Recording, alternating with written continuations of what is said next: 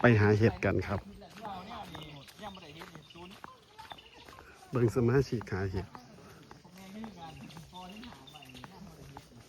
เขาปลาละเด้อวันนี้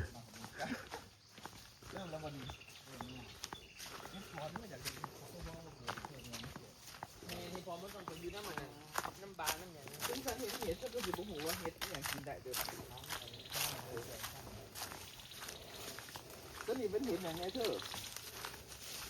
หมายถึงว่าการเขาเห็นเนี่ย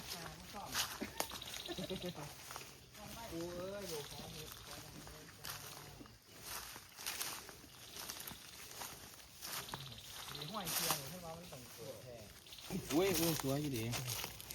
มันบ่มีหมูเนาะ กูหามึงสวงกู เอามองเลยเหรอ หมองละดอกตำบลละดงโอ้อันดงโอ้ดงละตำบล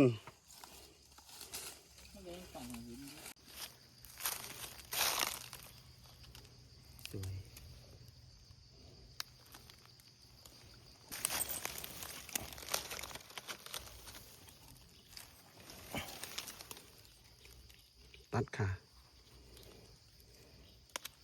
ก็จะให้ยัด เบิ่งตีละพี่น้องเต็มแล้ว หวานครับ ฝุ่นเบิ่งนี่เดี๋ยวดูครับพี่น้องดูปาดเอาลงตำกันดิเนี่ยปาดเบิ่งเต็มคูเบิ่งเต็มคูเบิ่ง เรียนบ้านด้วยประเด็นที่คุณรู้เสกาคนบอกเสกาอย่างนั้นนี่คุ้งเสียงนี้อ๋อคุ้งเสียงเสกาอยู่ไหนโยน